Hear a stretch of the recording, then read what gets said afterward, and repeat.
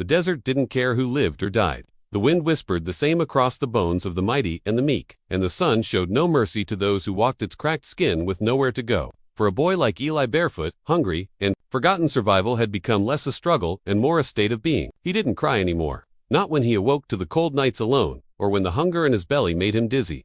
His cries had dried up the day his mother coughed her last in a tent behind a traveling caravan. Since then, he had drifted like smoke, unnoticed, unwanted, a ghost in threadbare clothes. He was no older than 10, though the sharpness in his eyes made him look older. Eli had a sack slung over his shoulder, the straps gnawed at and mended again and again.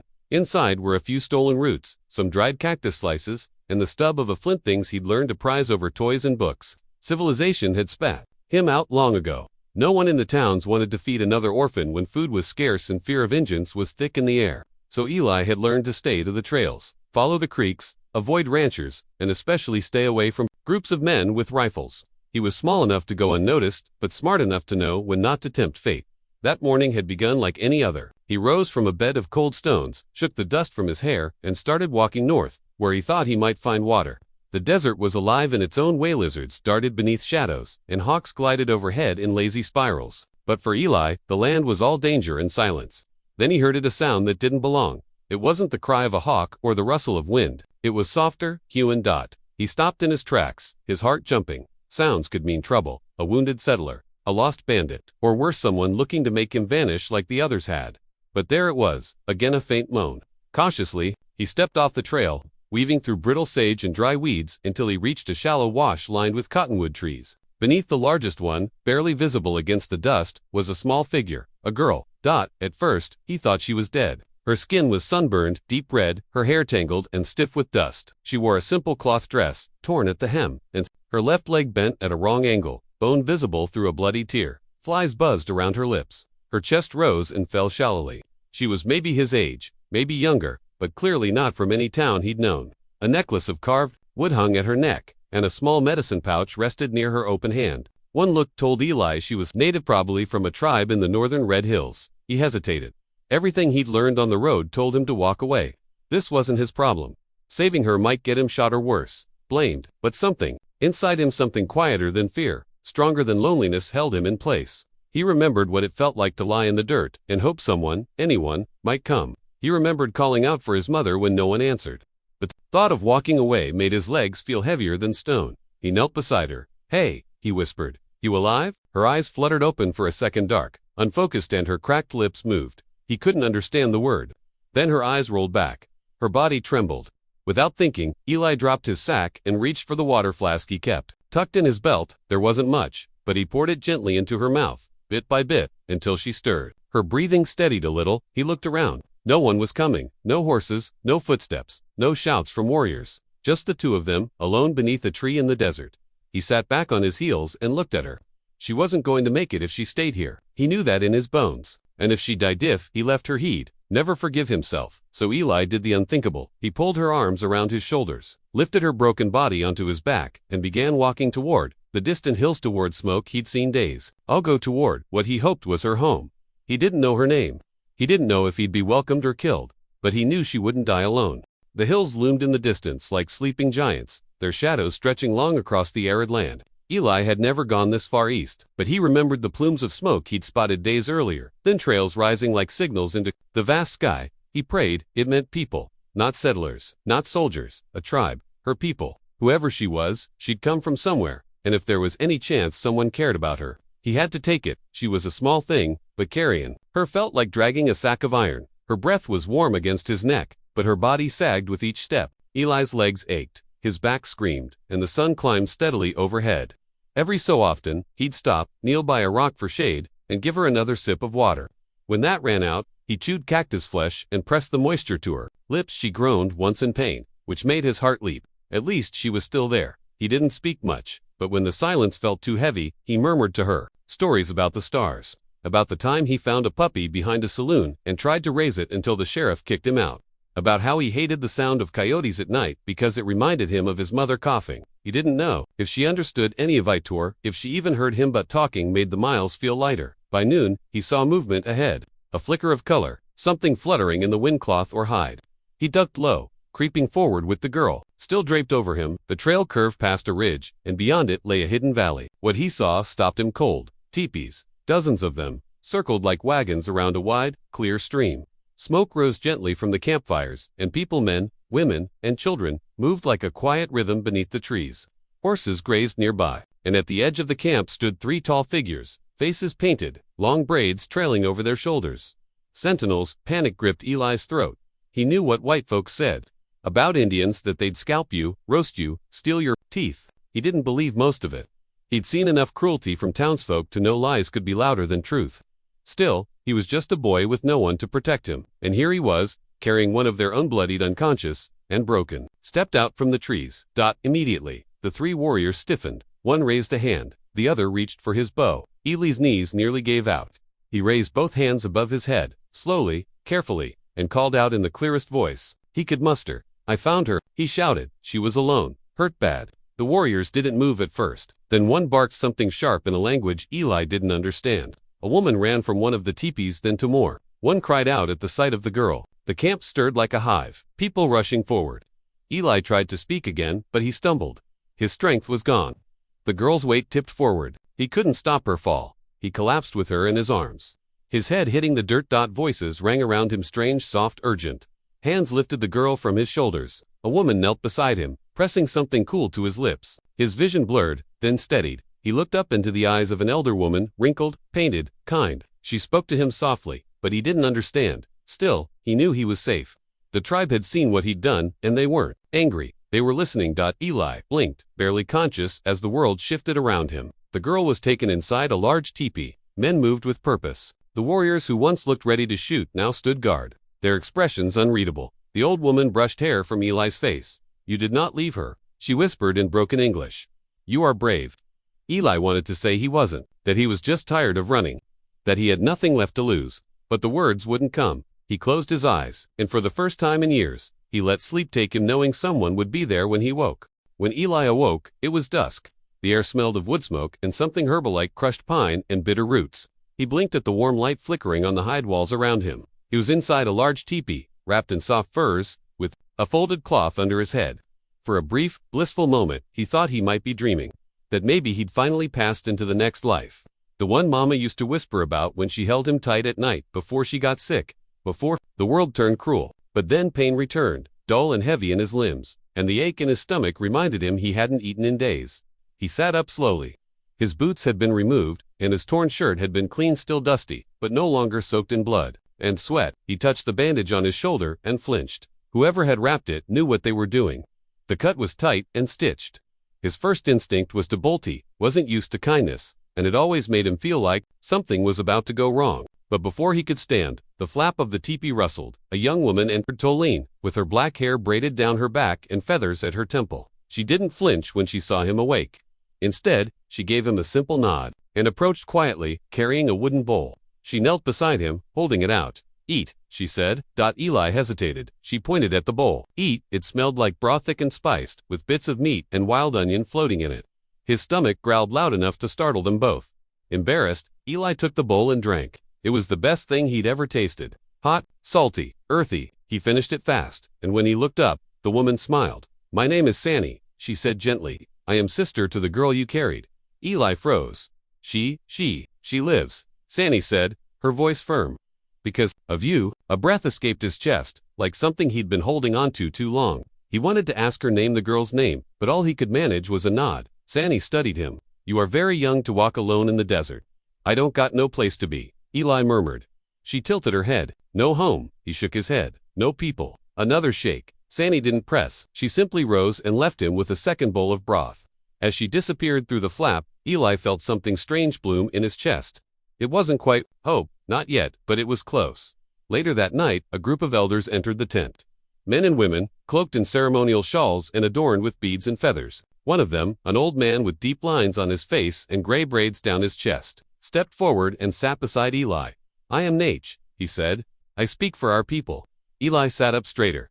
"You carried our child many miles," Nate continued. "You gave her water, shade, your own body's strength. You could have left her. You did not." "I couldn't," Eli whispered.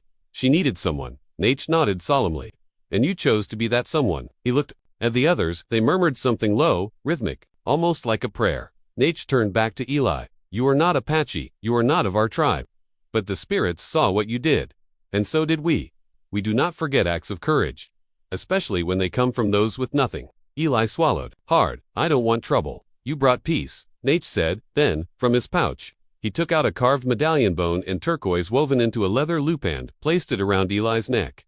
You are now under our protection, he said. From this night forward, no harm will come to you in this valley. You are welcome in our camp. Eli stared at the gift, speechless. Nate rose. Rest now, brave one. Tomorrow, we will speak again, for your journey is only beginning.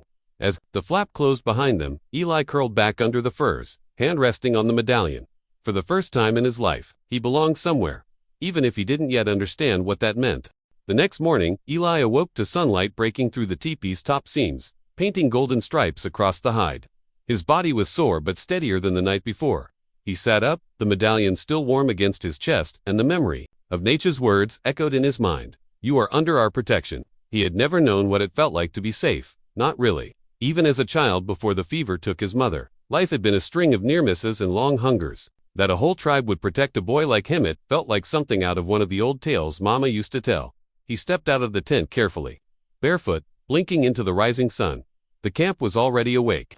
Smoke curled from fires, and people moved with practiced grace-tending horses, stirring pots, sharpening tools. Children ran laughing between tents, and dogs lounged near the edge of the brush. And then he saw Hertha girl, alive, sitting beside a fire with Sanny, wrapped in a blanket and sipping something warm. Her face was thinner, her eyes tired, but she was unmistakably the same girl he had found in the dust, clinging to breath. Sanny noticed him first and gave a quiet wave. The girl turned and met his eyes. For a second, time stopped. Then she smiled. Eli's legs moved on their own. He approached slowly, not wanting to intrude, but Sanny motioned for him to sit. The girl studied him with quiet wonder, like she wasn't sure he was real. I am Ayasha, she said, her voice soft, dry, like wind on sand. He nodded. Eli. They sat in silence for a moment, watching the fire. You didn't leave me, she said. No, he replied. Why? Eli shrugged. Didn't want you to die alone. Ayosha looked down at her hands, then back at him. Many people passed me, I remember their footsteps. One even took my necklace. But you stayed. I don't got anyone, Eli said, voice low. Figured maybe you didn't either. Ayasha blinked, and Sanny gently touched her shoulder. You do now, her sister said. Both of you. That day, the tribe fed him, taught him, and watched him. The children were curious about the quiet boy with the patched shirt and the careful eyes. One girl offered him a carved whistle. A boy his age let him help water the horses. The medicine woman who had stitched his wound showed him how to mash leaves into paste and grind bark into powder. They didn't speak English often, but they made space for him in their rhythm. By sunset, it was clear he wasn't a visitor. He was becoming one of them. Naiche called a gathering that evening as the sky turned orange and lavender. The fire in the center of camp crackled loud as the people formed a wide circle. Eli stood near the back, unsure if he was supposed to join, but Sanny beckoned him forward and placed him beside Ayosha. Nate raised his hand. This boy came to us from the broken land, he said in Apache, with Sanny quietly translating for Eli. He came with no name on the wind, no family, and no promise. But the spirits test not the proud, but the humble. The elders murmured in agreement. He gave all he had to save one of ours. Now, he has what we have. A place, a name, a people. Nate turned to Eli. Do you accept this? Eli hesitated. I don't know what it means. It means, Sanny said gently, that you are not alone anymore. Eli looked around the fire. Dozens of eyes watched him, not with pity, but respect. I accept, he said. Naich smiled. Then tonight, we celebrate the boy with no people, who became a brother. Drums began. Food was passed. The fire danced higher. Someone handed Eli a sweet cake made from corn and berries. Ayasha leaned closer and whispered, thank you for not letting me disappear. Eli swallowed, emotion rising thick in his throat. You saved me, too, he whispered back. And as the firelight flickered in her eyes, he believed it. Weeks passed, and what began as a temporary shelter grew into something far deeper. Eli no longer felt like a shadow passing through someone else's story. The tribe taught him how to mend, how to fish without hooks, how to read the winds, secrets in the grass. The elders said he had quiet eyes, the kind that watched before they spoke, and that was a good thing. He learned quickly, not because he was clever, but because he listened. In a world that had never made room for him, he now found himself entrusted with duties that mattered. He swept ash from fire pits, patched buckskin, fetched water from the spring, and with every task, someone would nod in approval or offer a small smile, and something long-starved inside him would ease. He shared a tent with Sani and Ayasha, and every morning he would wake to the soft breath of sleeping sisters, the rustle of birds, and the scent of warm earth. Ayasha still moved carefully, her limbs slow to recover, but the color had returned to her cheeks. She laughed more now, and sometimes, when Eli told stories from his orphanage days, she laughed so hard she cried. Sani teased him that he had the gift of a storyman, and once when he shyly offered to mend a broken doll for a toddler, an old woman patted his hand and said, "The spirits were right to lead you to us." Still, the past didn't let go easily. One night, as the fire crackled low and the moon hung heavy, Ayasha asked, "Did you ever have a mother?" Eli nodded slowly. "She died when I was 7. Fever took her." Ayasha placed her small hand over his. "So did mine." That night, they sat in silence again, not out of fear, but understanding. In shared loss, they found a strange kind of kinship, not a wound to pick at, but one to simply acknowledge. They both had ghosts, but neither had to carry them alone anymore. One morning, Nate called for Eli to follow him beyond the tree line. They walked in silence for over an hour, deeper into the hills than Eli had ever dared to go alone. At a ridge that overlooked the valley below, Nate sat on a boulder and motioned for the boy to do the same. Wind tugged at their shirts. Below, the land stretched vast and golden. "You know why we brought you here?" Nate asked, his voice as steady as the hills. Eli shook his head. "You think it was luck, or kindness. But it was the mountain that told us the hawk's fever dream Ayasha had while she lay half in death. She saw you, before she even knew you. A boy with fire on his chest and empty hands," she said. "He's the one who brings back what was stolen." Eli blinked, his throat tightening. "But I don't have anything." Nate turned to him. "You have the one thing most men lose, a clean heart." The old man reached into a pouch and handed him a feather, not just any feather, but the deep red-tipped kind he'd seen only the chiefs wear. "I don't understand," Eli whispered. "Will, in time," they returned to camp, and that night, Nate made no ceremony of the gift. He simply placed the feather on the boy's bedding, and when morning came, everyone noticed. No one asked, no one questioned, they simply nodded. The feather remained with him every night after. Some days, Eli still wondered when it might all vanish if he'd wake one morning to find the camp gone, as if it were a dream. But then Ayasha would toss him a woven satchel and tell him to come pick berries, or Sani would ask his help gathering roots, or Nate would call him to ride out beyond the canyon with the men, and every time, he'd feel it again, that quiet truth. He belonged, not by blood but by choice, and that, in some ways, was stronger. The first time Eli was invited on a hunting party, he didn't sleep the night before. It wasn't fear of the wild. He had lived enough nights under stars with an empty belly to know the danger. It was fear of being sent back, fear of not being enough, of failing and confirming what the world had always seemed to tell him, that he didn't belong anywhere. But when dawn broke, he rose quickly and found Nate already waiting, mounted, flanked by 2 other men. The older warriors nodded to Eli, not with skepticism, but quiet approval, as if his being there wasn't a question, but a fact. They rode hard into the hills, tracking signs left behind by mule deer. Nate taught him how to move without snapping twigs, how to notice when the forest had gone too quiet. It was different from the lessons of survival Eli had learned in the towns and gutters. This was more about listening than grabbing, was patience, reverence. It was knowing that the earth gave only when you respected it. Eli didn't speak much, but Nate didn't need him to. He only asked once, "Are you listening?" And Eli, meeting his eyes, simply nodded. That was enough. They hunted for 2 days.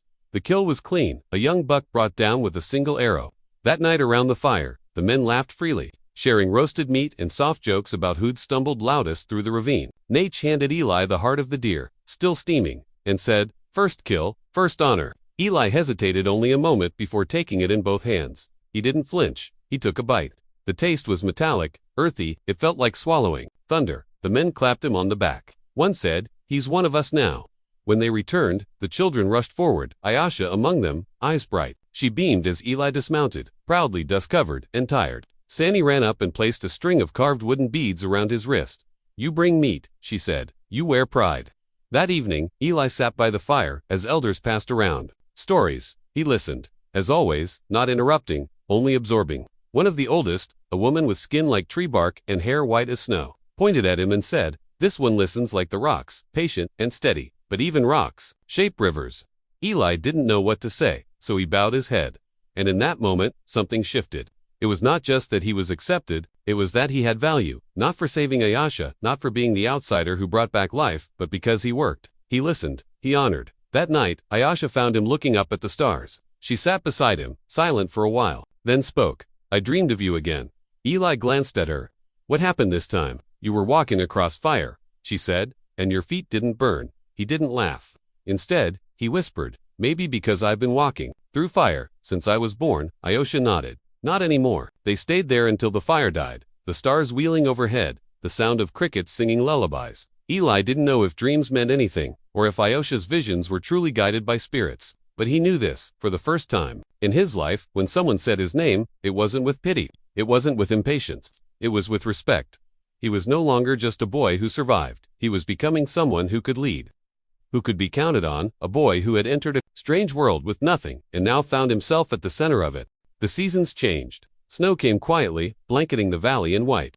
What once was unfamiliar had become home. The patterns of life in the village, the rhythm of the drums at night, the scent of pine smoke drifting through canvas lodges. For Eli, time no longer passed in hunger pangs and stolen glances. It passed in shared laughter, in warm stew, in the sound of Aosha humming beside the fire while she carved bone beads with a steady hand. But with winter came dangers. Food was harder to find. The snow made the hunt longer, the walks treacherous.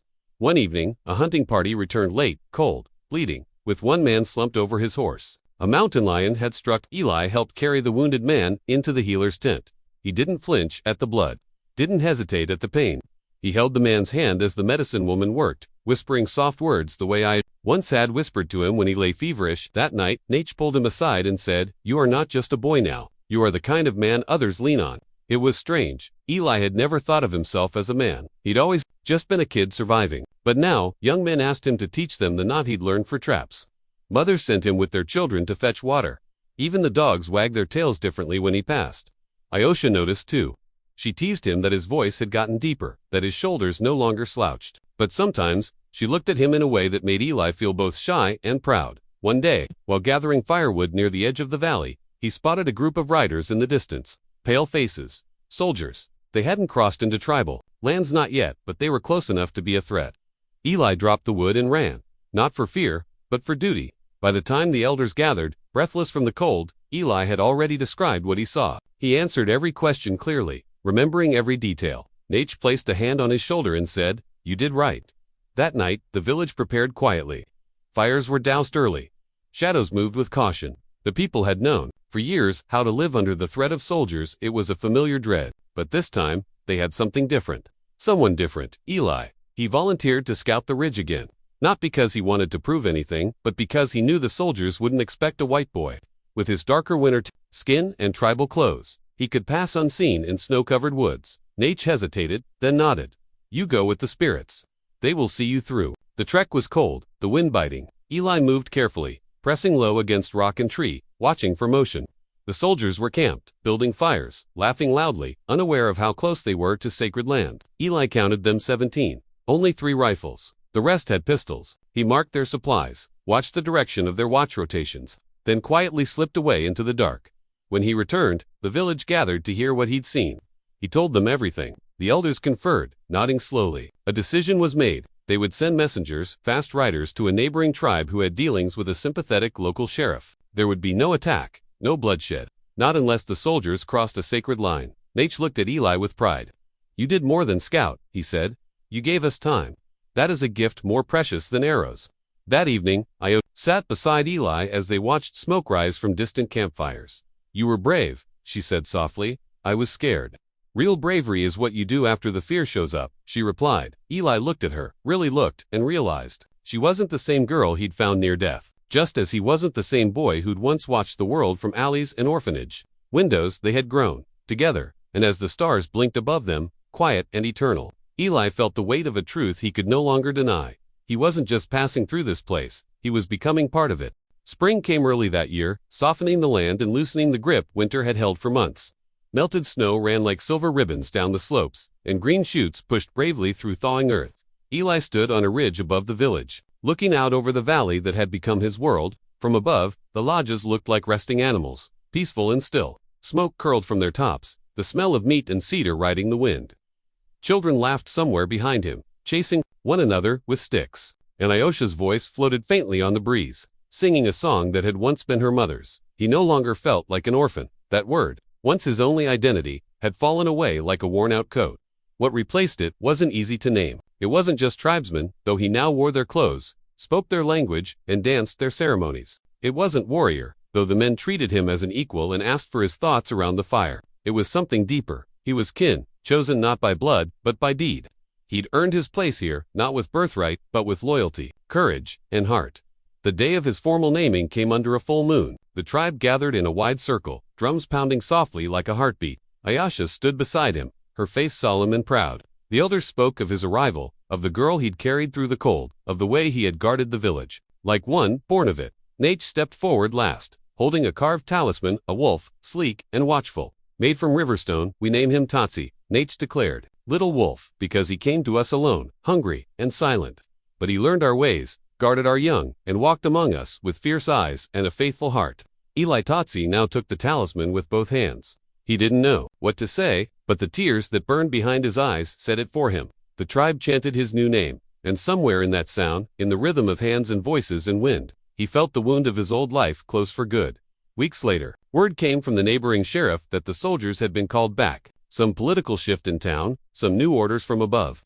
The danger had passed, for now, and though the tribe remained cautious, as any people scarred by history would, a celebration was planned. Not just for the safety, but for the arrival of spring for life. That night, beneath stars, bright as flint, the village gathered again. Fire danced high in the center. Ayesha wore white, not the white of mourning, but of renewal. Her eyes caught his across the firelight, and he walked to her with steady feet. The music shifted, drums softened. And then, in the silence of expectation, she reached for his hand. "You saved me when I had no breath left," she said quietly. "You made me want to stay. You gave me a reason to belong." He answered. They danced. Not like the others, not with steps meant for show or tradition, but with the slow, uncertain rhythm of two hearts learning to speak together. Around them, no one interrupted. No one laughed. It wasn't needed. The tribe knew what was happening. In the world beyond the valley, Eli's name would never appear in books. He would not be remembered by townsfolk or printed in papers. But in this hidden part of the world, among the people who had saved him as much as he had saved them, he would be legend. The orphan who became a brother, the stranger who became a son, and maybe, one day, a husband. As the fire roared higher, and the stars burned like 1,000 blessings overhead, Tatsi the little wolf looked at the people who now called him family. And for the first time in his life, he felt whole.